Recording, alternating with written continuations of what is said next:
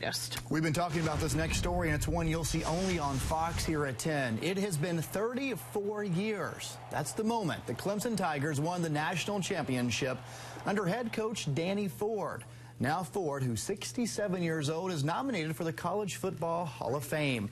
But even though his teams beat many coaches who are already in the Hall of Fame, he says he doesn't think he'll get the honor this time. Right. Instead, he says he's focused on life on the farm. Just a short drive, but a world away from his days on Clemson's sideline. Game day at Clemson University. The band playing, the fans cheering, and the team rubbing Howard's Rock before running down the hill. It seems so far away from here. These days, former Clemson coach Danny Ford is more at home on his farm in Central than anywhere else. Some people say I work, some people say I loaf, but I stay out here a lot at the farm. It's 170 acres of rolling hills, just the way he likes it. We'll never have any neighbors here. Never, ever. I mean, this is agriculture at Clemson University. So then I got a few neighbors this way and a few this way and one or two this way, and that's it, you know. The farm was a gift over several years from Clemson. Yeah, after we won the championship, they knew I wanted a farm, and they gave me 10 acres a year. It's land he works. I really liked it when I was in my early 60s. Now, in the older 60s, it's getting a little rougher on me. It's a lot tougher in the heat than it used to be. On this day, in 97-degree weather, he's building a fence with his son, Lee. I'm here, or I'm doing something for somebody,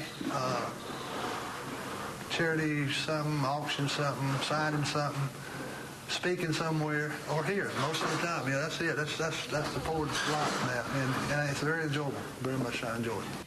But there's still football.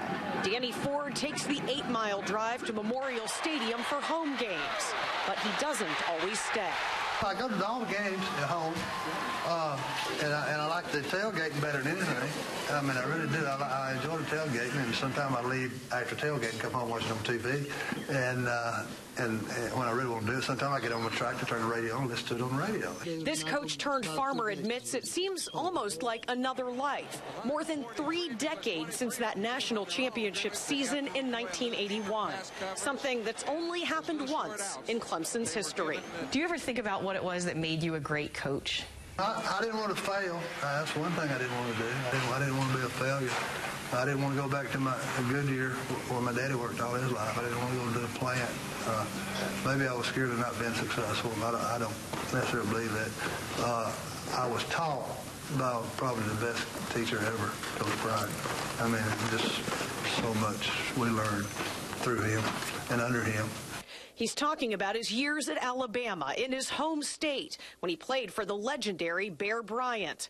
He believes much of his success is a combination of the hard work he still uses on the farm today, a little luck, and what he calls his best trait. I've always felt like that was, if the good Lord gave me one trait, it would be that I could recognize good people.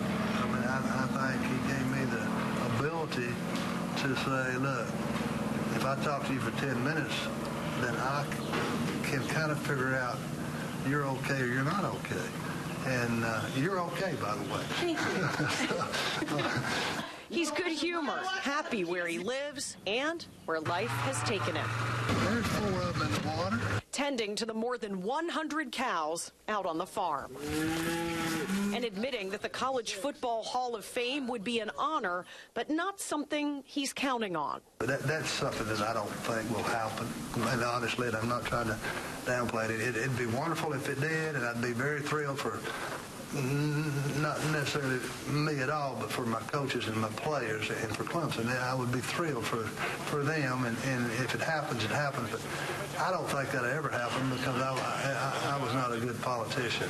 He is who he is, comfortable in boots, jeans, and an old baseball cap, a Clemson legend who these days is focused less on cheers and touchdowns and more on the slow pace and quiet of life on the farm. I told my wife, I said, well, I think I'm going to be buried right there. I'm going to put a wishing well on top of that cover, and I'm going to make a little graveyard, and I'll be buried on the farm. That's how much I like it out here.